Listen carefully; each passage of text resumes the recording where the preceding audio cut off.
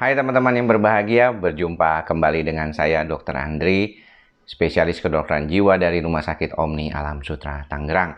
Di kesempatan kali ini, saya mau berbincang sedikit mengenai bagaimana panic attack atau serangan cemas panik itu bisa begitu luar biasa.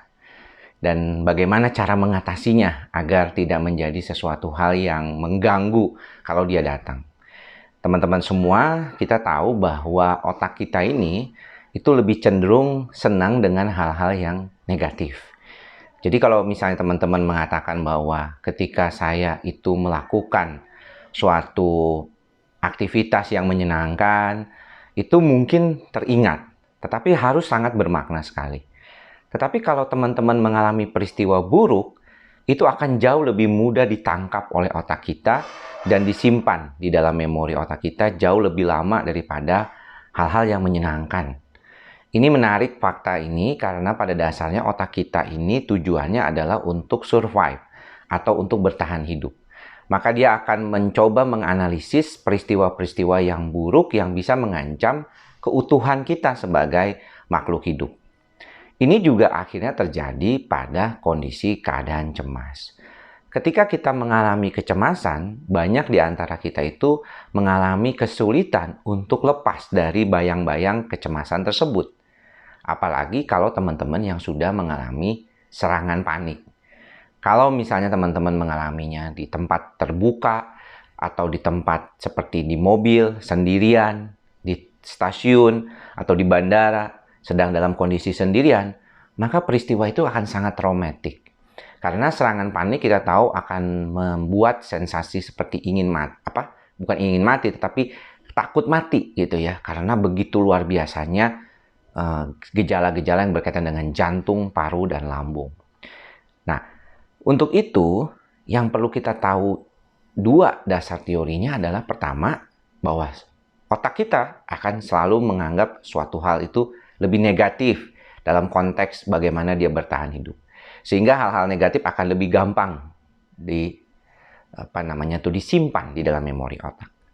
Yang kedua adalah kondisi di dalam otak kita itu kecenderungannya buat segala sesuatu yang bermakna, baik yang negatif maupun positif, akan dikuatkan atau dibesar-besarkan ketika menceritakannya kepada orang lain. Nah, inilah yang sebenarnya menjadi salah satu cara atau tips di mana ketika teman-teman itu bercerita dengan orang lain, maka teman-teman harus benar-benar sadar bahwa yang Anda ceritakan itu akan bisa berbeda dampaknya, bahkan lebih besar daripada yang sebenarnya kenyataannya terjadi. Ketika Anda berbicara kepada seorang dokter, Anda bisa mengatakan bahwa saat lagi dalam kondisi serangan panik, Anda pingsan. Padahal ketika dokternya menanyakan lebih lanjut lagi, bukan pingsan, tetapi perasaan seperti ingin pingsan. Masih bisa mendengar, masih bisa merasakan sensasi, jadi bukan kolaps. Karena kalau orang cemas panik, tidak akan paniknya itu sampai membuat dia pingsan. Ya, hanya perasaan atau sensasi pingsan itu sendiri.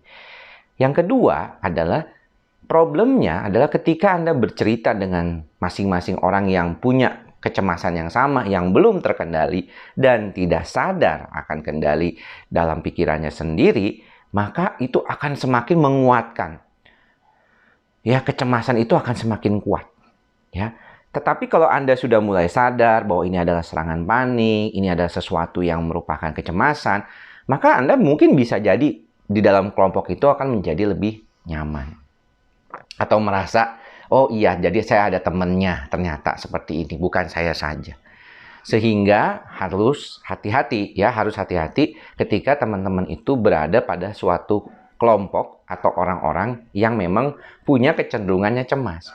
Karena nanti semakin lama semakin, waduh iya tuh begitu, tuh begitu, tuh begitu, tuh terus. Dan Anda akan terus mengingat itu malah sebagai sesuatu yang traumatik. Jadi mengapa saya selalu bilang sadar, sadar, sadar? Karena saya ingin menganggap teman-teman ya menyadari bahwa kondisi cemas panik itu sebagai sesuatu hal di luar dari diri kita. Jadi jangan dianggap sebagai bagian dari diri kita yang nggak akan bisa hilang. Ya, ini juga penting nih. Karena kalau misalnya kita berhadapan dengan situasi seperti itu, kita khawatirnya tuh kayaknya itu akan terus ada. Nah, padahal kita bisa singkirkan. Ayo semua, jangan deket-deket saya lagi. Semua ini Anda adalah tamu kalau dia datang, serangan panik itu. Jadi ini yang penting buat kita memperhatikan bahwa situasi yang berkaitan dengan kecemasan panik ini sendiri adalah situasi yang bisa kita kendalikan, bukan sesuatu yang sebenarnya akan terus-terusan ada. Dan kalau misalnya kenangan itu memang tidak akan kita bisa hilangkan, tapi setidaknya persepsi kenangan tersebut atau bagaimana kenangan itu mempengaruhi otak kita itu tidak akan terlalu berat. Jadi hal-hal yang negatif kalau bisa jangan diingat-ingat, hal-hal yang positif semakin banyak dilakukan, semakin banyak diingat-ingat, semakin banyak diulang-ulang di dalam otak kita. Supaya hal-hal negatif itu bisa berkurang dan akhirnya kita bisa berkurang kecemasannya. Mudah-mudahan kita selalu sadar, ikhlas dan sabar dalam menjalani kehidupan ini. Dan mudah-mudahan apa yang tadi saya sampaikan bermanfaat buat teman-teman semua. Sampai bertemu lagi di lain kesempatan. Semoga semua makhluk berbahagia. Salam sehat jiwa. Bye-bye.